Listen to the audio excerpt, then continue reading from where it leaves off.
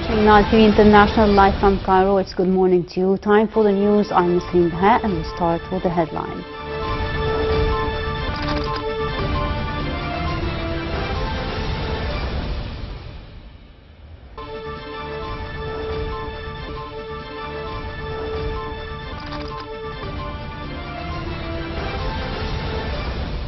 President Sisi reviews the national project for Egyptian family development.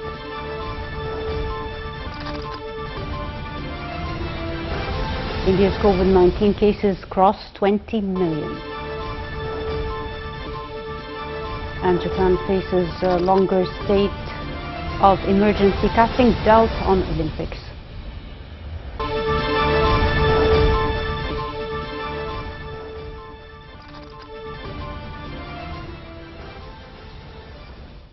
Welcome back. Time for the news in full. President Abdel Fattah al-Sisi confirmed on Tuesday that the National Project for Egyptian Family Development aims to achieve a balance between the average of population and economic growth, in addition to upgrading population's characteristics and curing social issues related to families. This came during the President's meeting with Prime Minister Mustafa Madbouli, Minister of Planning and Social Development Hala Saeed, Minister of Health and Population Dr. Hala Zaid, and Presidential Advisor for Health and Preventive Affairs, Dr. Muhammad Awad Tajuddin, as well as Head of the National Council for Women, Dr. Maya Morsi. President Sisi instructed to collaborate efforts by concerned authorities with the aim of administering the population issue with a comprehensive perspective that develops citizens' life from all health, social, economic dimensions. Gave his directives to establish a precise database that realizes an active communication with all sects of the society benefiting from Decent Life initiative to promote the Egyptian countryside. Presidential spokesman Bassem Radi said the meeting tackled the latest developments of the National Project for Egyptian Family Development.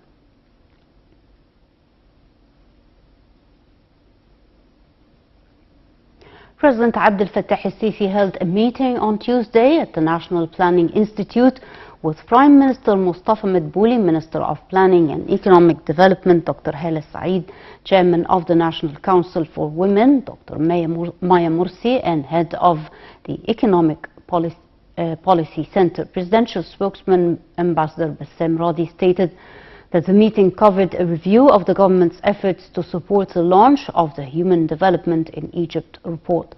The report is launched in cooperation with the United Nations Development Programme in Cairo after it sought for past 10 years, since 2011. In the context, the President directed the government to undertake accurate documentation of all efforts exerted by the state, which includes all sectors on the national level during the past years, in order to provide accurate and detailed data on the comprehensive and in-depth development extending to all aspects of life in Egypt, which supports monitoring capabilities. President Sisi also directed the analysis and accuracy of the indicators issued by specialized institutions regarding the development process in Egypt.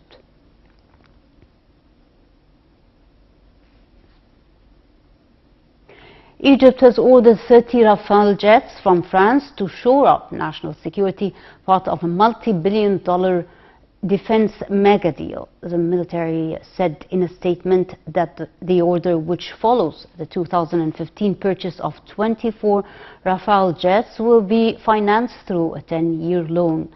A military spokesman said the deal comes within the framework of the political leadership's concern with developing the state's overall strength. The spokesman added that the Rafale aircraft is of high capabilities, including long-range tasks, advanced and multiple weaponry mechanism, and high maneuvering abilities. According to the spokesman, the Rafale is equipped with an advanced electronic war system, enabling it to implement tasks with efficiency and competency.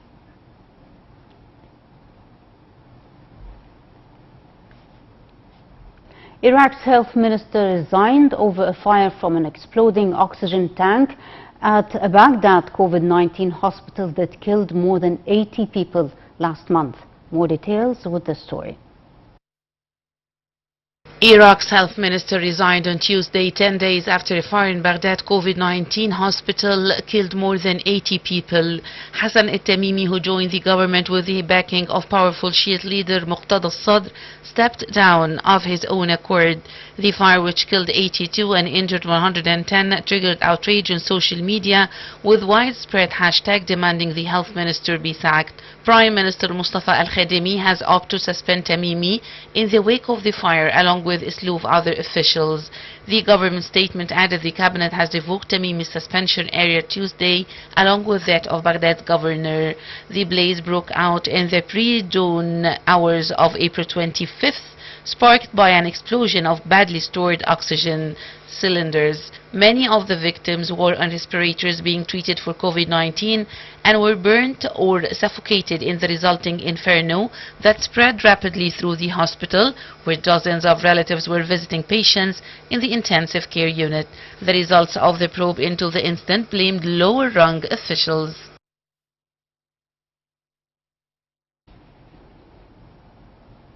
India's coronavirus deaths rose by a record 3,780 during the last 24 hours, a day after it became the second country to cross the grim milestone of 20 million infections, after the United States government modeling had pointed to a peak by Wednesday, a few days earlier than thought, since the virus has spread faster than expected.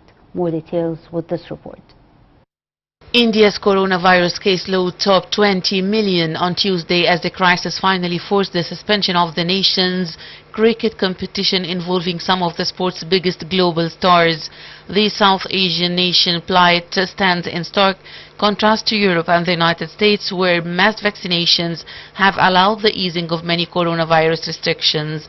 India's total virus caseload since the start of the pandemic surged past 20 million, with more than 350,000 new cases reported on Tuesday and 3,449 more deaths, higher than anywhere else.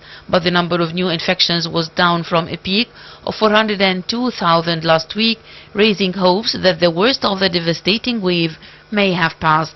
Bihar, a state of around 120 million people, on Tuesday became the latest Indian region to impose a lockdown. Following criticism, the Indian Premier League, the world's richest 2020 cricket tournament, featuring stars from India, Australia, England and New Zealand, was suspended and its players sent home. The surge in India, sparked by huge gatherings including the Hindu festival, has highlighted the continuing dangers of COVID-19, which has now claimed more than 3.2 million lives worldwide.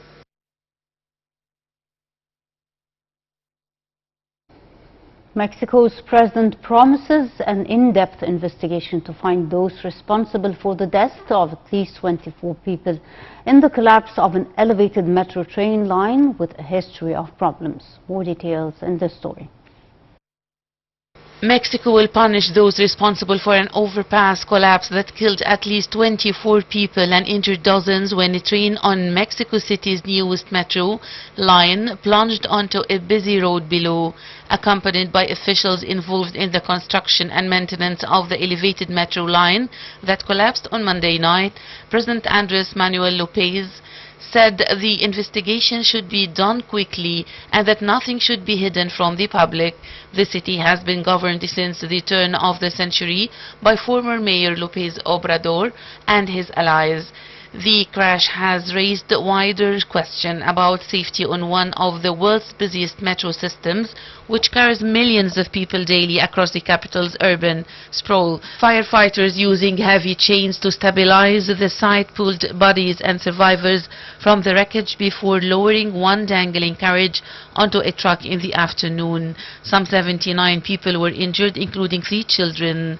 Video on social media showed the moment when the overpass suddenly plummeted onto a stream of cars near the Oliver station in the southeast of the city at around 10:30 p.m., sending up clouds of dust and sparks. Outside hospitals, family members grew frustrated, waiting for information on relatives. The Japanese government is considering extending a coronavirus-spurred state of emergency in Tokyo and other major cities or urban areas, a move that could cast doubt on the planned Summer Olympics. More details with the story. Sources said on Wednesday that Japan is considering extending a coronavirus-spurred state of emergency in the capital, Tokyo, and other major urban areas, a move that could cast doubt on the planned Summer Olympics. Officials were leaning towards an extension of the measures in Tokyo, Osaka, Kyoto, prefecture beyond May 11th as country battles a surge in COVID-19 cases. Extending the measures which were imposed on April 25th would likely fan persistent concerns about whether the Tokyo Olympics, scheduled to begin on July 23rd, can be held as planned. The Games have already been delayed once from last year due to the pandemic. The city of Sapporo on the northern island of Hokkaido hosted a half-marathon test event on Wednesday.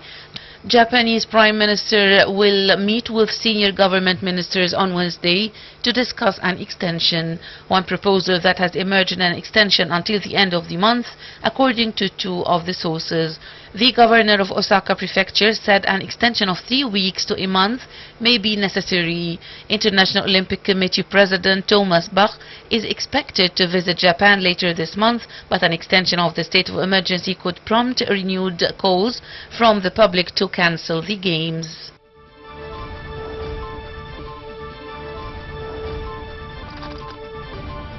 Well, that ends the news for now. Thank you for watching. I'm Nasreen Bihar.